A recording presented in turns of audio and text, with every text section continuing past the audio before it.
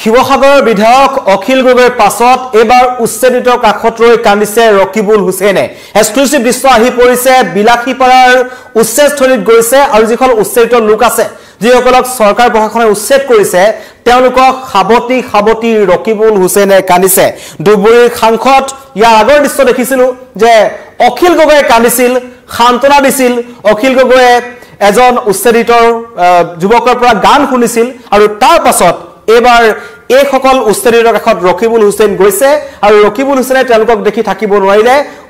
হুকাই কান্দিছে দৃশ্য আমাৰ ওচৰত আহি পৰিছে ৰকিবুল হুছেইনে কন্দা দেখি এতিয়া আৰম্ভ হৈছে যে এয়া ৰকিবুল হুছেইন আৰু মত বিনিময় কৰিছে মত বিনিময় কৰাৰ পিছত কিন্তু উচুপি উঠিলে এয়া চকুপানী খাবতি ধৰিছে ৰকিবুল হুছেইনে আৰু কৈছে এক বেয়া পৰিস্থিতি এয়া ৰকিবুল হুছেইনক খাবতি ধৰিছে একে মহিলাই আৰু এই দৃশ্য আমি আগতে দেখিছিলো অখিল গগৈৰ ক্ষেত্ৰত অখিল গগৈ গৈ তাত উচ্ছেদিতৰ কাষত থিয় হৈছিল আৰু তেওঁ কৈছিল যে চৰকাৰক আহ্বান জনাইছিল এদৰে খাবতি ধৰিছিল আৰু একে দৃশ্য খালি অখিল গগৈ কিছু আগত গল আৰু ৰকিবুল হুছেইনে 3 দিনৰ পিছত যাবলৈ সময় পালে 96 ঘণ্টা সময়ৰ পিছত তেখেত তাত উপস্থিত হল আৰু চুপি কান্দিছে কৈছে এনে পৰিস্থিতি চাব নোৱাৰো উচ্ছেদিত লোকসকলৰ অৱস্থা দেখি তেওঁ কৈছে তেওঁলোকে খাবলৈ পাইছে নাই তেওঁলোকৰ নিখা খোৱাৰ সময়ত তেওঁলোকৰ মূৰৰ ওপৰত এখন ত্ৰিপাল আছে নাই খবৰ লৈছে এজন ৰকিবুল হুছেইনে যিজন হৈছে ধুবুৰীৰ সাংসদ কিন্তু অতি পৰিতাপৰ কথা যে উচ্ছেদ চলা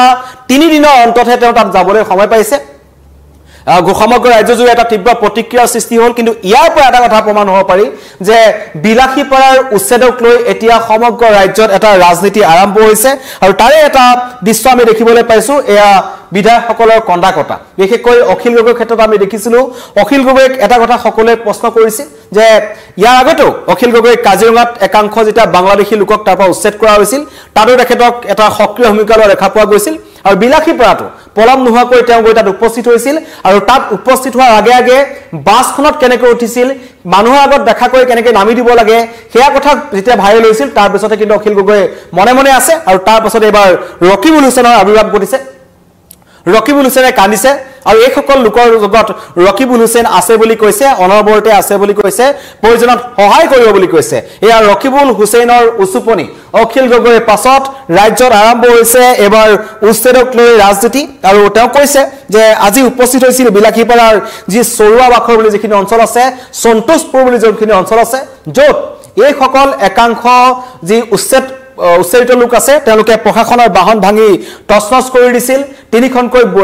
জেচিবি তেওঁলোকে ভাঙিছিল বুলডোজাৰ তেওঁলোকে ভাঙিছিল আৰু তাতেই সেই সকল লোকৰ মাজতে এজন ৰকিবুল হুছেইন গৈছে আৰু তেওঁলোকেও কৈছিল যে কংগ্ৰেছৰ দিনত আমাৰ এনেকুৱা হোৱা নাছিল কংগ্ৰেছৰ দিনত আমাক এনেকৈ কোনোৱে খেদি পঠোৱা নাছিল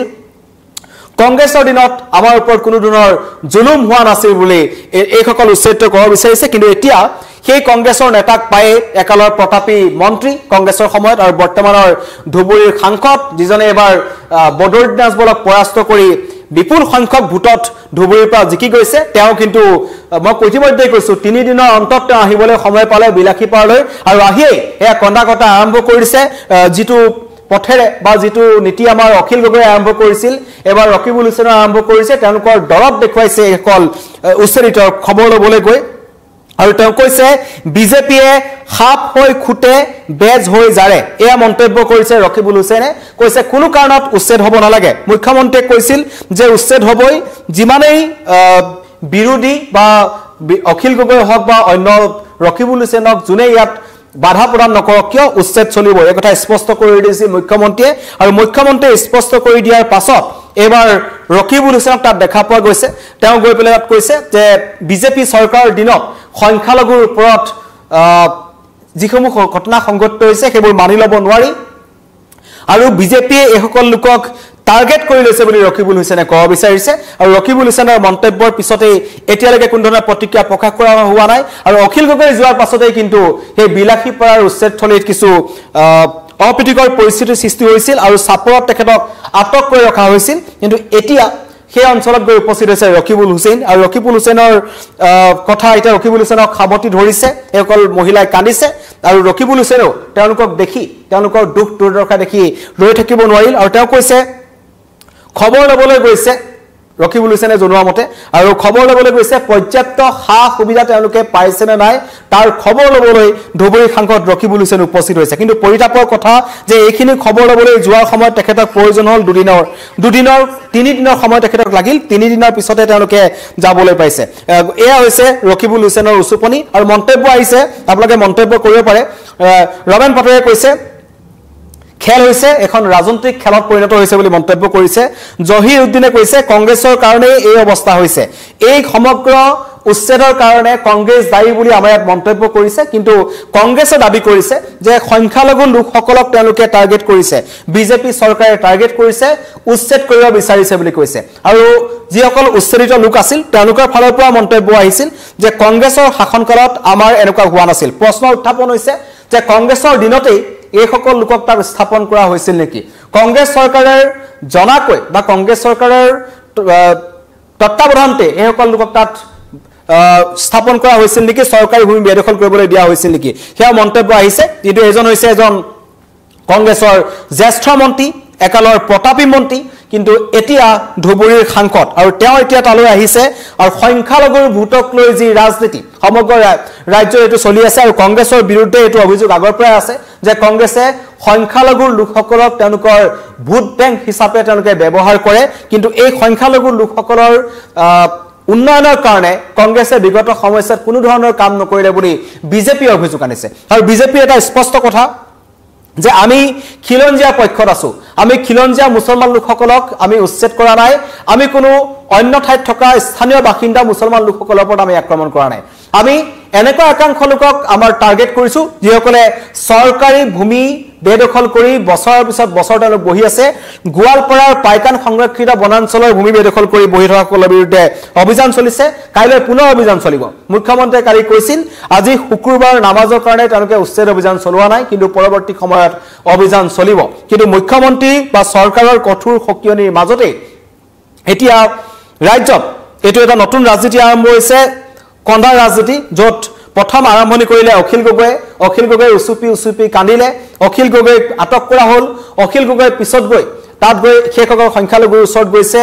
মাতবুল কৰিছে তেওঁলোকৰ খবৰ লৈছে তাৰ পৰৱৰ্তী পৰ্যায়ত ৰকিবুল হুছেইন গৈছে কংগ্ৰেছ কিছু দেৰিকৈ খাৰ পাইছে আৰু কংগ্ৰেছ কিয় ইমান দিন মনে আছিল তাক লৈ প্ৰশ্ন উত্থাপন হৈছিল কাৰণ কংগ্ৰেছে সংখ্যালঘুৰ সকলৰ বাবে নিজকে হৰ্তাকৰ্তা বুলি কয় তেওঁলোকে কংগ্ৰেছৰ সংখ্যালঘু সকলৰ বাবে আটাইতকৈ বেছি কাম কৰিছিল বুলি তেওঁলোকে দাবী কৰে কিন্তু সেই কংগ্ৰেছৰ নেতা অন্য নালাগে প্ৰদেশ কংগ্ৰেছৰ সভাপতি বা বিৰোধী দলৰ কোনোবা এজন নেতা কংগ্ৰেছৰ কোনো ডাঙৰ নেতা এতিয়ালৈকে বিলাসীপাৰাৰ উচ্ছেদস্থলীত উপস্থিত হোৱা নাছিল তাক লৈ উচ্ছেদিত লোকসকলে প্ৰশ্ন কৰিছিল যে কংগ্ৰেছে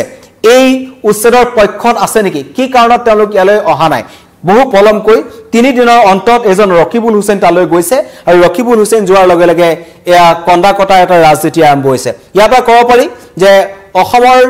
ৰাজনীতিত এতিয়া বিলাসীপাৰাৰ উচ্ছেদক লৈ ৰাজনীতি আৰম্ভ হৈছে নিকৃষ্ট ৰাজনীতি আৰম্ভ হৈছে চৰকাৰক দোষাৰোপ কৰিছে চৰকাৰে বিৰোধীক দোষাৰোপ কৰিছে আৰু মাজত একাংশ লোক আছে এইসকল লোকৰ ওপৰতো প্ৰশ্ন আছে যে তেওঁলোক তাৰ পৰা তালৈ ক'ৰ পৰা আহিছিল তেওঁলোকৰ তাত মাটি কোনে ক্ৰয় কৰিবলৈ দিছিল তাত বহিবলৈ তেওঁলোকক কোনে নিৰ্দেশ দিছিল কোনখন চৰকাৰৰ দিনত তেওঁলোক তাত বহিছিল সকলো প্ৰশ্ন আহিব কিন্তু ৰকিবুল হুছেইনে কি মন্তব্য কৰিছে আমি আপোনালোকক শুনাব বিচাৰিছো আমি আহোঁতে পুলিচ আমাক বাধা দিছে কালি কিন্তু বাকি দলবিলাক আহিছে তেহঁতক বাধা দিয়া নাই এই দুখীয়া মানুহসকলক এইটো পানী দিবলৈ এইটো খোৱা বস্তু দিবৰ কাৰণে আজি অসুবিধা কৰিছে মানুহসকল আজি কোৰ্টৰ ৰায় মানা নাই চৰকাৰখনে গতিকে আজিতো আপোনাৰ উভতগুৰে নাচিছে ঠিকে আছে মুখ্যমন্ত্ৰীটো কৈ দিব যে মইতো যিখিনি নিয়ম কানুন মানি পেলাই কৰিব দিয়া কৈছিলোঁ কিন্তু যিসকল বিষয়াই সেই হাইকোৰ্টৰ বাধা থকা সত্ত্বেও ষ্টে অৰ্ডাৰ থকা সত্ত্বেও হাইকোৰ্টে এটা আপোনাৰ নিয়ম মানি দিয়া পিছতো সেইখিনি যদি নটিচ নিদিয়াকৈ আপোনাৰ যিখিনি কৰিছে সেইখিনি আজি অৰাজকতা হৈছে এই মানুহখিনি আদালতৰ ওচৰত যাব আজি নহ'লেও কালি আপোনাৰ বিচাৰ পাব এই বিচাৰত আমি আইনৰ সকলো ধৰণৰ সহায় কৰিবৰ কাৰণে আমি প্ৰস্তুত আৰু এই লোকসকলক যদি যিসকল ভূমিহীন সেইসকলক সংস্থাপনৰ দায়িত্ব আমি ল'ব লাগিব ৰকিবুল হুছেইনৰ অভিযোগ বিজেপিয়ে খাপ হৈ খুটে বেজ হৈ যাৰে এই ধৰণৰ মন্তব্য কৰিছে আৰু এইসকল উচ্ছেদিতৰ বিৰুদ্ধে যাতে পুনৰ ব্যৱস্থা গ্ৰহণ নকৰে বা পুনৰ যাতে উচ্ছেদ অভিযান নচলায় তাৰ বাবে দাবী জনাইছে এজন ৰকিবুল হুছেইনে কিন্তু তাৰ পৰা এটা কথা স্পষ্ট সমগ্ৰ ৰাজ্যবাসীয়ে এতিয়া উচ্ছেদৰ পক্ষত আছে তেওঁলোকে কৈছে সৰকাৰী ভূমি বেদখল মুক্ত কৰিব লাগে বনাঞ্চলৰ ভূমি বেদখল মুক্ত কৰিব লাগে সত্তৰ ভূমি বেদখল মুক্ত কৰিব লাগে কিন্তু তাৰ মাজতে এতিয়া পুনৰ কংগ্ৰেছ বা অন্য বিৰোধী দলসমূহ আৰু বিজেপিয়ে নতুন ৰাজনীতি আৰম্ভ কৰিছে উচ্ছেদিত লোকসকলক লৈ এই নিকৃষ্ট ৰাজনীতি আৰম্ভ হৈছে আৰু চৰকাৰে যি ব্যৱস্থা গ্ৰহণ কৰিছিল সৰকাৰে ব্যৱস্থা গ্ৰহণ কৰাৰ পাছত সেই উচ্ছেদথলীত এতিয়া অখিল গগৈৰ পাছত পুনৰ কান্দি কান্দি দেখা গ'ল এজন ৰকিবুল হুছেইনক যিজনক এসময়ত সামগ্ৰীৰ যেতিয়া তেওঁ বিধায়ক আছিল কাজিৰঙাত একাংশ সন্দেহযুক্ত লোকক স্থাপন কৰাৰ ক্ষেত্ৰত তেখেতৰ নাম আহিছিল আৰু পৰৱৰ্তী সময়ত তেওঁ এবাৰ ধুবুৰীৰ সাংসদ হৈ গৈছে আৰু ধুবুৰীৰ সাংসদ হোৱাৰ পাছত উচ্ছেদ চলাৰ 3 দিনৰ পাছত এক প্ৰকাৰ ক'বলৈ গ'লে উচ্ছেদ বন্ধ হোৱাৰ পাছত তাত গৈ ৰকিবুল হুছেইন উপস্থিত হৈছে আৰু উচ্ছেদিত লোকসকলে পৰ্যাপ্ত পৰিমাণৰ সুবিধা পাইছিল নাই তাৰ খবৰ লৈছে লগতে উচ্ছেদিত লোকসকলক খাবতি অখিল গগৈৰ পিছত কান্দিছে